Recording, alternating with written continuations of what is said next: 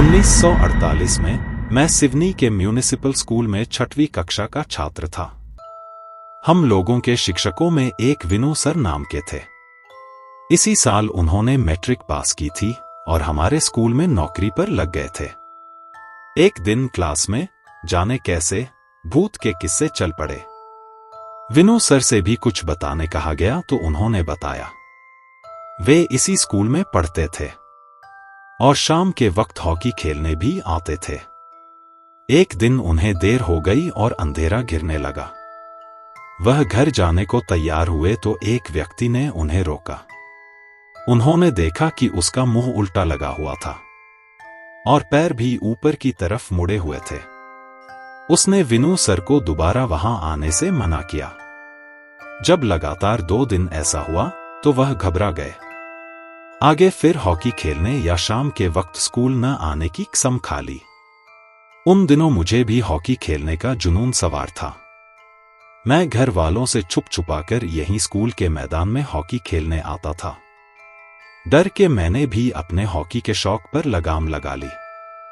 पर मेरा डर इतने से भागने वाला नहीं था। घर में ही इस कमरे से उस कमरे जाने में बहुत चौकन्ना होने लगा था। तिस पर मैं ऊपर अटारी पर तो किसी के साथ भी नहीं जा सकता था। धीरे धीरे मेरे भूत से डरने की बात सब पर खुल गई। मुझे जितना भी समझाया जाता, दिलासा दी जाती, उतना ही मेरा डर बढ़ता जाता। अब तो शाम से ही दिल धड़कने लगता। नौबत यहां तक पहुंच गई कि अम्मा और चूल्हे के बीच बैठकर भी मैं डरता रहता था। मेरे इस भूत के भय से घर में सब परेशान थे, पर मैं किसी की बात सुनता नहीं था। एक दिन मेरे चचेरे भाई जो रहते अलग थे खाना हमारे घर खाते थे। जब रात खाना खाने आए तब हम लोग खाकर अंदर कमरे में बैठे थे। उन्होंने मुझे पढ़ने के वक्त अम्मा के पास देखा तो कारण पूछा। अम्मा ने उन्हें बताया कि आजकल इसे भूत का डर परेशान किए हुए है। यह घड़ी शायद मेरे डर के भागने की तय थी। उन्होंने जिस तरह कहा, कहाँ है भूत? मरघट में? चलो हम अभी चलते हैं। कोई भूत वूत नहीं होता। मेरा साहस लौटने लगा था।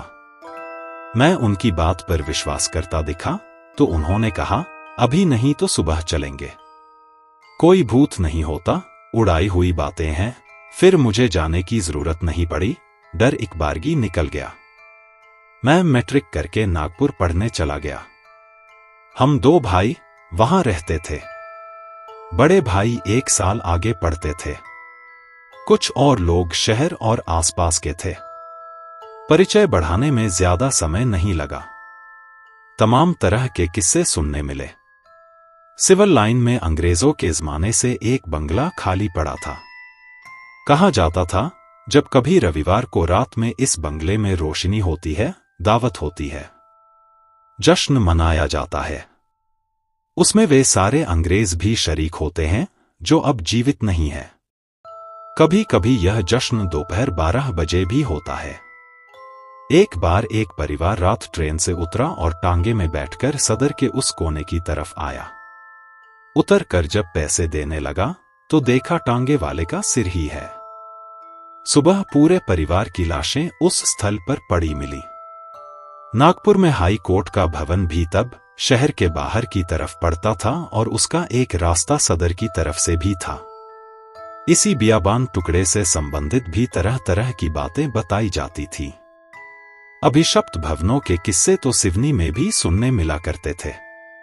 यहां घर में न पता लगने का डर था, न डांट पड़ने का, और बहाना भी था रात बिरात गायब रहकर गैस पता लगाने का।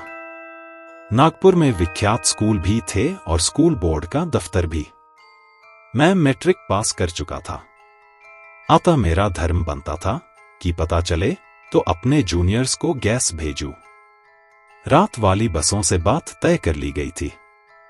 वे लोग भी इस भलाई के कार्य में दिल से सहयोग देने तत्पर थे। इस स्थिति का मैंने पूरा लाभ उठाया और उन सारे स्थानों पर दिन के 12 बजे और रात के 12 बजे भी भूतों और घटनाओं की सच्चाई जानने की कोशिश की। पर ईमानदारी से कह रहा हूं, कि मैंने एक भी घटना को सही नहीं पाया और न ऐसे व्यक्ति से मिल पाया जिसने अपनी आंखों से ऐसा कुछ देखा हो। हाँ, मैंने यह नहीं कहा कि भूत का मुझे कोई अनुभव नहीं हुआ। हम लोग नागपुर में अपने रिश्ते के चाचा के यहां रह रहे थे। उनका बंगला लॉ कॉलेज के पीछे था। बंगले का अहाता बहुत बड़ा था। बंगले के दोनों तरफ एक एक आउट हाउस था। एक तरफ के आउट हाउस में शौच और स्नान की व्यवस्था थी। हम दोनों भाई दूसरे आउट हाउस में रहते थे, इसलिए हमें स्नान और शौच के लिए पहले वाले आउट हाउस में जाना पड़ता था। हम दोनों ने पढ़ाई पर अधिक ध्यान देने के लिए अपने पढ़ने और सोने के लिए समय का बंटवारा कर लिया था। रात 1 बजे तक एक और दूसरा उसके बाद पढ़ाई करता था। हर 15 दिन बाद समय पाली बदल दी जाती थी। उस रात मैं 5 तक पढ़ने के बाद सोने के लिए लेट गया। दादा उठे और स्नान करने चले गए। मैं मच्छरदानी के अंदर लेटा हुआ था। कमरा बड़ा था और उसकी आमने सामने की दीवारों में दरवाजे थे और बाकी 2 दीवारों के आमने सामने 2 खिड़कियां थीं। अचानक तेज हवा चली और लगा एक जबरदस्त लहर हवा की खिड़की को खोलती सीधे मेरी मच्छरदानी को झकझोरती हुई उसके अंदर घुस गई। कान के आसपास भुनभुनाते हुए मंडराने लगी। मैं चौंकसा गया। अभी अंदर कोई मच्छर नहीं था। यह कहां से आ गया? इधर उधर ढूंढा, कहीं नहीं दिखा, पर आवाज लगातार आती जा रही थी। दहशत सी हुई। मन में हनुमान चालीसा पढ़ना चाहा, पर बार बार भूल रहा था। असहाय सा लेटा रहना ही भाग्य रहा। दूर से दादा के नहाकर आने का अंदाजा हुआ। मैं इंतजार कर रहा था कि वह आ जाए तो उन्हें अपनी व्यथा बताऊं, पर उनके हनुमान चालीसा की आवाज से वह भुन भुन बंद हो गई और मैं भी चालीसा बोल सका। आज भी मैं नहीं जानता कि वह क्या था। इस भुन भुन से एक घटना और याद आई। मेरे एक मित्र थे। मैं उन्हें शुकुल जी कहता था। वह गाना बहुत अच्छा गाते थे और खुलकर गाना पसंद करते थे।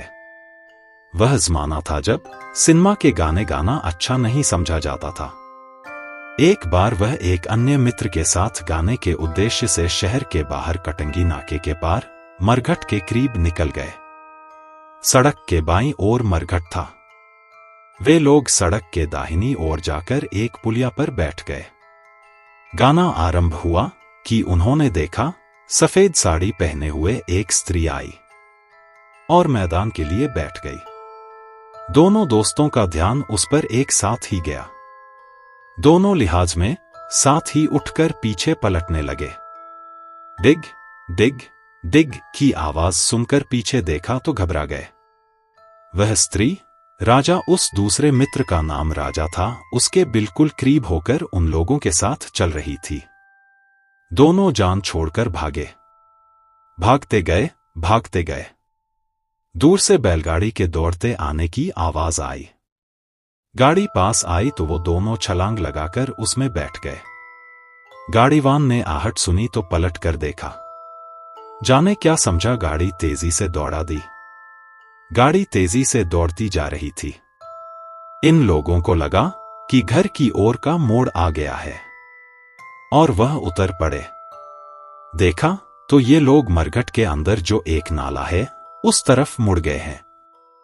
दोनों जान छुड़ाकर भागे और घर पहुंचकर ही दम लिया। क्या था? वह स्त्री कौन थी जो जानते बूझते इनके सामने मैदान को बैठी? और यह कैसा भ्रम था? नागपुर में मुझे एक बार और भूत का भ्रम हुआ। लॉ कॉलेज के बाजू में कॉमर्स कॉलेज की बिल्डिंग का आधा हिस्सा बन गया था। दूसरी तरफ का हिस्सा अधबना रह गया था। मैंने रात में पढ़ना क्या था, घर की याद आ रही थी, सो पत्र लिखा और सवेरे 4 बजे अंधेरे में लॉ कॉलेज के अहाते में लगे लेटर बॉक्स में छोड़ने चला गया।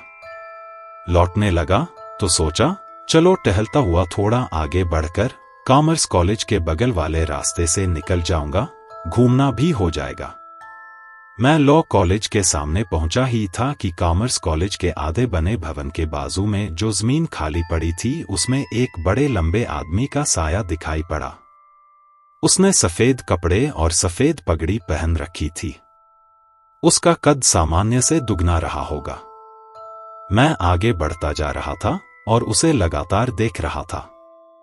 लगा जैसे वह लंबे कदम उड़ता सा चलता हुआ मेरी ओर आ रहा है।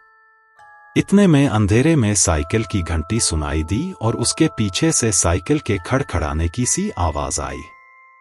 शायद तेलन खेड़ी से कोई दूध वाला दूध लेकर शहर आ रहा था। अचानक वह सफेद छाया मुड़ा और कॉमर्स कॉलेज के आधे से बने भवन में प्रवेश कर गया। एक बार जबलपुर में हम लोग कलानिकेतन की बस से अमरकंटक जा रहे थे। बरसात के दिन खत्म हो गए थे, पर कभी कभी बादल हो आते और थोड़ी बहुत बारिश हो जाती थी। पूर्णिमा की रात थी और रास्ते में बादल भी हो गए तथा थोड़ा बहुत पानी भी मिला। हमारी बस अचानक रुक गई। लाख कोशिश करने पर भी नहीं चली। सारे लोग नीचे उतरकर खड़े हो गए। हम सबने देखा, दूर एक सी ही बड़ी लंबे कद की सफेद पगड़ी और वस्त्रधारी आकृतियां खड़ी हैं। धीरे धीरे आगे बढ़कर वह अदृश्य हो गईं। और तब हमारी बस आगे बढ़ सकी। एक दो विचित्र बातें हमने और सुनी थी। कलानिकेतन में हमारे एक साथी थे, पूरन सिंह खत्री। उन्होंने जबलपुर के अर्झरिया जी के बारे में बताया। अरे, अर्झरिया जी ने किसी गंगाराम नाम के प्रेत को अपने अधीन कर रखा था। जब जो चाहते अजीबोगरीब काम गंगाराम से करवा लेते थे। खत्री परिवार पहुंचा तो उन्होंने गंगाराम को उनके लिए गर्मागर्म खाना लाने का आदेश दिया। उसने बहुत ढूंढा, सारी होटल बंद हो चुकी थी, तो वह ट्रेन से किसी यात्री का बड़ा सा टिफिन बॉक्स ले आया। खत्री साहिब ने बताया कि हम लोगों ने उस भोजन को पाया। गंगाराम को आदेश दिया गया कि सुबह सवेरे किसी मिठाई की दुकान से गर्मा गर्म मिठाई से टिफिन बॉक्स को भरकर ट्रेन में वापस रख आए। खत्री साहिब की पत्नी बहुत परेशान थी कि एक जिन हमेशा उनके साथ हो लेता था, जहां भी जाती वो उनके बगल में मौजूद रहता। इस बात से वह बहुत डरी हुई थी और किसी तरह इसका निवारण चाहती थी। जिन उन्हें कोई नुकसान नहीं पहुंचाता था, केवल उनके साथ रहने की इजाजत चाहता था। उनसे कहता था कि मैं तुम्हें कोई नुकसान नहीं पहुंचाऊंगा, केवल इसी तरह साथ रहूंगा और तुम्हें धन से मालामाल कर दूंगा। इस बात से परेशान होकर वो खत्री परिवार अर्झरिया जी से मिला था। दोस्तों, कहानी इधर ही खत्म हो जाती है। अगर हमारी कहानी अच्छी लगे तो लाइक, शेयर एंड सब्सक्राइब करना ना भूले।